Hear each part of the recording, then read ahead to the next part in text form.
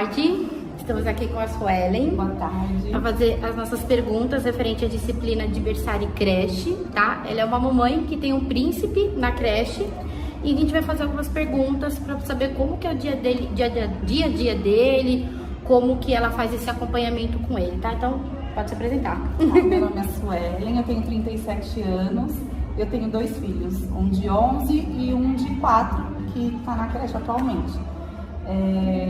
É o Gabriel. O Gabriel, ele tá lá desde o berçário 2.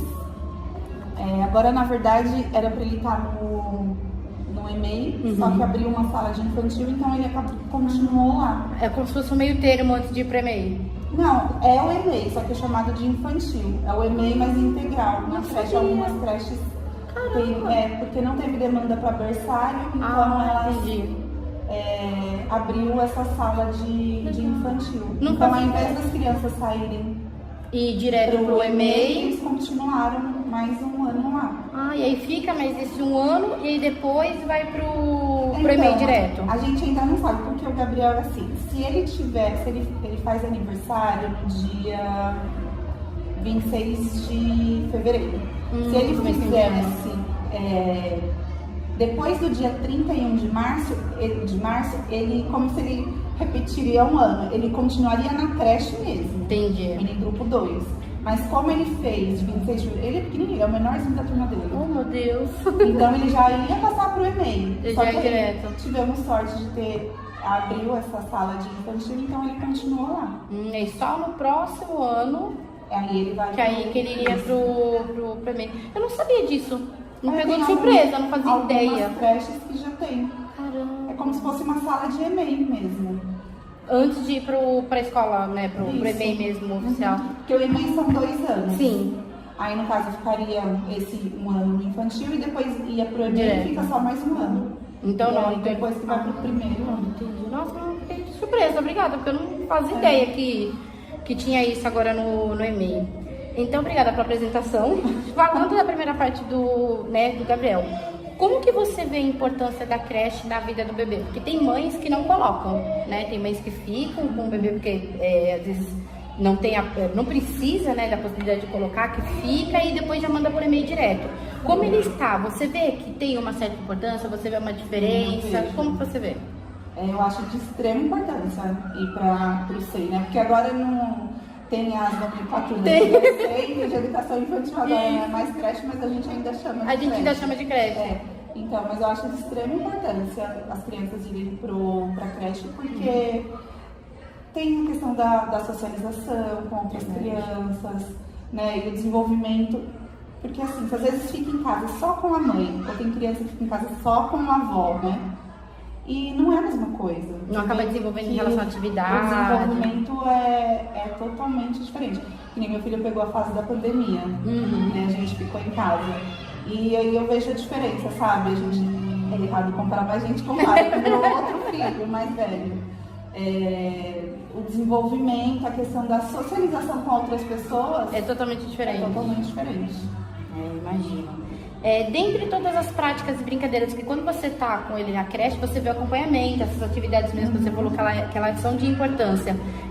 Quais habilidades você achou que ele desenvolveu? Então, já pegando o que você falou, a gente não faz, mas acaba fazendo comparativo. Então, o que você acha que teve atividades que ajudaram ele a se desenvolver muito, que, por exemplo, se ele estivesse em casa ele não ia conseguir? Tem alguma que você vê? Por exemplo, como você falou da socialização. Às vezes ele está em casa com você e aí propõe alguma atividade na creche que fala, nossa, ele voltou da creche falando disso. Ou então, às vezes a gente fazia alguma coisa em casa e depois descobriu que tinha uma atividade relacionada e deu bom. Você sentiu alguma diferença? Então, o Gabriel, ele é bem tímido, não sei se é por conta dessa questão da pandemia, né? Acho que a gente acaba fazendo muita comparação com a pandemia, que parece que as crianças ficaram muito mais reclusas, né? Mais fechadas. Então, acho que as atividades lá, que tem a participação das crianças junto, eu acho que isso ajudou muito, muito mesmo. Ele está muito mais sociável, porque ele chegava fechadão, até a professora falava, tem algumas coisas que ele não quer participar, a gente respeita. Sim. Mas assim, conforme ele foi fazendo, ele foi fluindo. Foi se desenvolvendo. Ainda bem, né? Com certeza.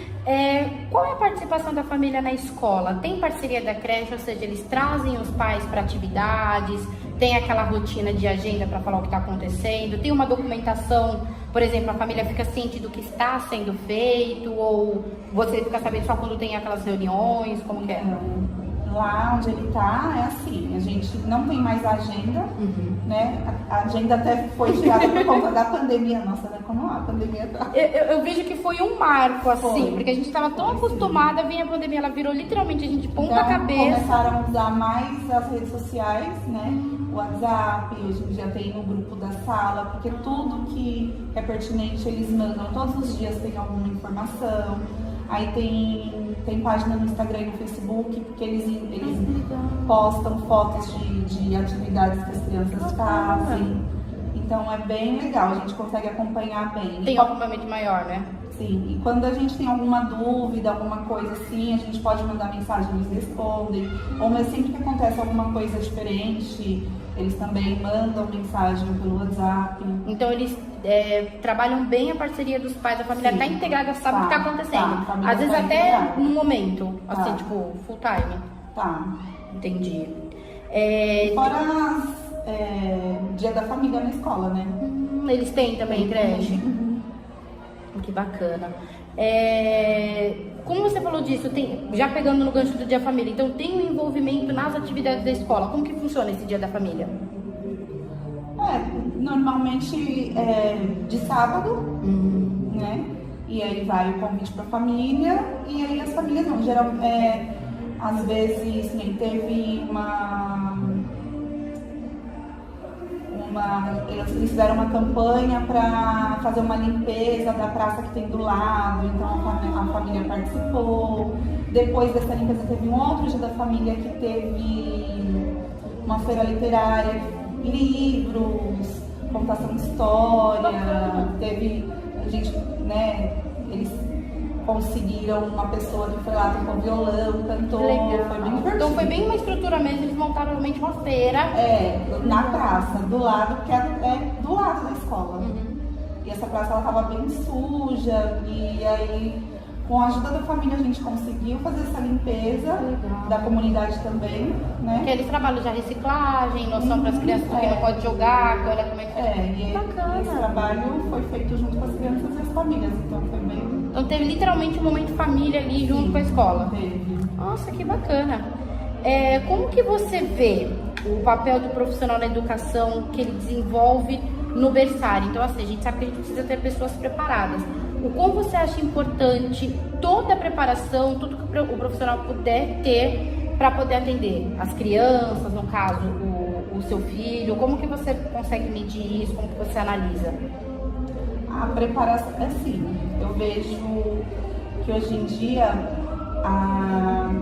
as escolas estão tendo muitas crianças com particularidades bem específicas, né? Sim. E tá bem difícil para o profissional, porque o profissional não está preparado. A maioria, mas a gente vê que eles, lá onde ele está, eles colocam, né, os professores fazem as formações, tem tudo isso. Mas a demanda é muito grande, então nem sempre eles conseguem dar conta do que os pais esperam, né? Mas eu acho que o que o profissional tem que ter, assim, é amor pelo que ele faz. Sim. Em primeiro lugar, né? Amor pelo que ele faz, amor pelas crianças, que eu acho que é o principal, senão não dá. A gente vê, assim, pelo menos na minha época, até eu converso com a minha mãe, antes, não que não tinham crianças com TDAH, autismo, só que não era diagnosticado. Foram diagnosticados depois de adultos. E agora, por exemplo, eu fiz estágio no Pixinguinha e numa sala tinham 4 crianças. Então são 30 crianças para uma professora, além dos 4 que precisa ter uma atenção especial. Então, por mais que tenha formação, às vezes eu também acho que falta um pouco de suporte. É muita criança, porque 4, 5 anos você não pode deixar sozinho um minuto. Ainda mais quando tem essas crianças que tem o TDAH, que tem o autismo, que não consegue ficar parado, que tem aquele negócio sensorial, não pode com barulho muito forte. Então, é puxado. É muito amor para a profissão mesmo. Então, olha, é muito mesmo. Então, já pegando nisso, então você vê que é muito importante a formação específica dos profissionais da creche. Que nem em creche já tem crianças que são diagnosticadas. Sim. Então, além do professor, você acha que seria interessante ter um profissional que seja especialista, né, para poder ter o cuidado com aquelas crianças? Como que você vê isso? Eu acho que é se você tivesse. Por mais que a gente sabe que não acontece. Infelizmente. Né? Principalmente nas creches não acontece, mas falta sim. Eu acho que é uma necessidade, né? Até porque a gente sabe que a educação infantil é a fase acho que mais importante. É o pontapé inicial, né? Para a criança poder ter a noção, porque não adianta você ter uma situação ali, você não conseguir conduzir ela no começo e conduzir quando ela estiver na terceira, quarta série. Você perdeu muito tempo. Perdeu. É bem difícil. Você falou que você pegou a época de pandemia, né? Sim. Como que foi a readaptação da creche deles após a pandemia? Porque estava tudo em casa, às vezes as aulas eram remotas ali pelo celular.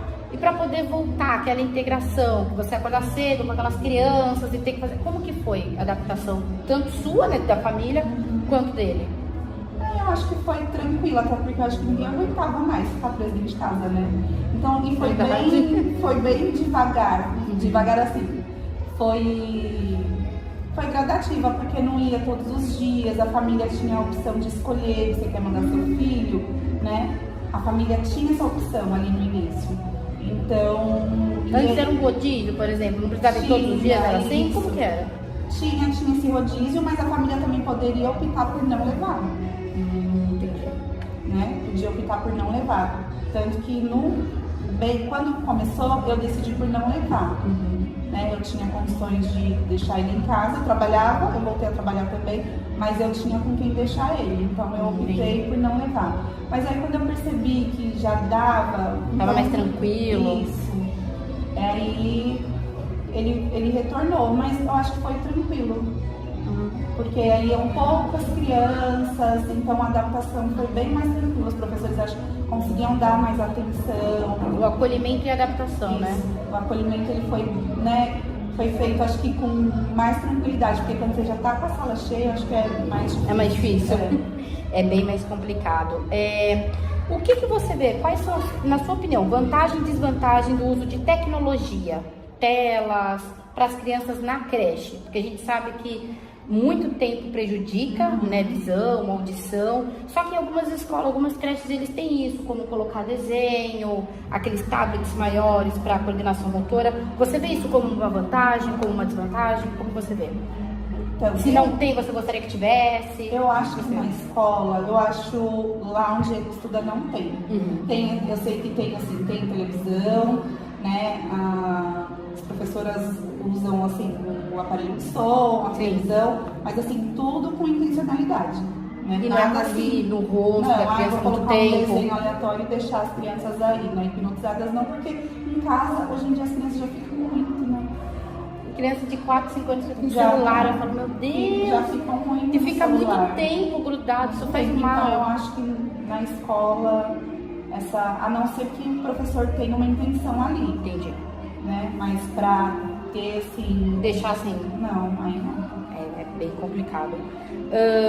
O que assim, quais são os tipos de práticas apresentadas de 0 a 1 ano de vida, de primeiro ano a segundo e de terceiro para frente? Ou seja, o que você vê de atividade que é feito na creche, que você fala, nossa, desenvolve muita criança em casa, eu não conseguiria fazer isso, junto com a socialização deles? Tem alguma coisa que você acha muito bacana que eles fazem? Até isso, como você falou, deles irem para o parque, para poder fazer limpeza, ou alguma atividade ao ar livre, você fala, nossa, eu nunca conseguiria fazer isso em casa, que bom que na creche eles fazem. Tem algo assim que você vê que você acha bem bacana? Eu acho que tudo é bacana, é o que eles fazem, mas nada assim que eu falo, nossa, eu acho que eu não conseguiria fazer. Não sei, acho que essa questão do ar livre, né, porque a gente trabalha a semana inteira, aí chega sábado, domingo, você descansar, limpar a casa, lavar roupa. Cuidar de filho, marido, roupa, tudo. Então eu acho que essa parte do ar livre, eu acho que é magnífico, né, o que a escola proporciona para as crianças, conseguir levar eles, tirar eles ali do concreto e levar para a terra. Para sentir um pouco, ver. Isso, assim, acho que em todas as idades, né, desde o berçário até maiorzinhos. A gente pergunta porque tem pessoas, por exemplo, que moram em apartamento, a criança fica o dia inteiro, a criança não sabe nem o que é minhoca, por exemplo. Sabe o que é porque vê no desenho, porque vê numa revista, mas o sensorial, aquela parte de trabalhar, eles não tem nenhuma. Então isso você acha, assim, se fosse para colocar no tópico, o fato dele sair ao ar livre, de ter esse contato. Contato com a terra, com o natural mesmo. Eu acho que é o melhor. Às vezes eu me cobro, eu falei, meu Deus, eu moro do lado de um parque e eu quase não vou. É verdade.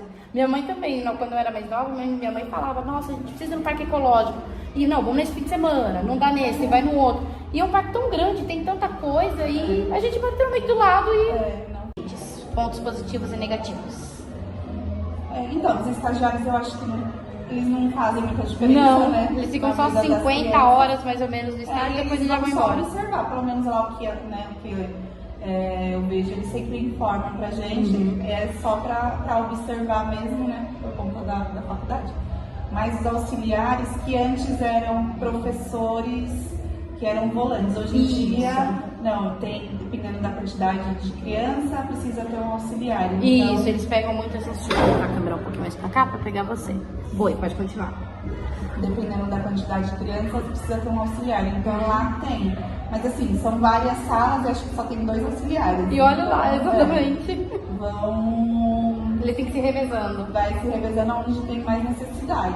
Então acredito que teria que ter mais sim. Um fixo, por exemplo, pelo menos um em cada sala. Sim.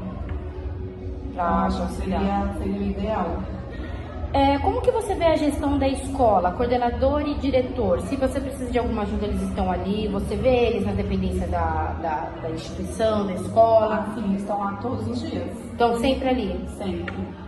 Sempre que a gente precisa, estão à disposição. Se a gente tem alguma dúvida ou algum questionamento, precisa marcar alguma reunião, conversar com professores, eles estão à disposição. Entendi. E para finalizar, você tem alguma dica ou sugestão para os futuros professores, futuros auxiliares, futuros, antigamente que era volante, auxiliar, que vão para creche e berçário? Porque a gente sabe que tem muita gente que tem aquele estigma, tipo, eu vou para creche só para ficar limpando fralda de criança e para botando para dormir. A gente sabe que não é isso. Tem todo um currículo, todo um desenvolvimento, um projeto que precisa fazer com a criança. Você tem alguma dica ou sugestão para esses futuros profissionais? Visto que você confia o seu bem mais precioso, na escola, em todo aquele tempo. Você tem alguma? Eu acho que ele tem que ir com um olhar assim. Eu não vou estar ali só limpando cocô, xixi, Botando para dormir. E eu acho que tudo que ele vai fazer ali com a criança, e dependendo do jeito que ele fizer, com amor, com carinho, e eu acho que pode ter certeza que ali a criança vai se desenvolver bastante. Não sei, uma dica. Eu acho que você já deu uma dica lá no começo, tem que fazer com amor, tem que ter amor. Eu acho que é isso. Se não tiver, não dá certo, porque a gente está cuidando da filha de outras pessoas e muita criança junta, tem que ter todo aquele cuidado, toda aquela atenção. Então acho que o primordial para a gente poder finalizar seria ter amor pelo que faz. Sim. Ter amor, gostar do que está fazendo. Senão não adianta. Melinda, obrigada pela entrevista. Espero que você tenha gostado. E é isso. Obrigada pela sua atenção.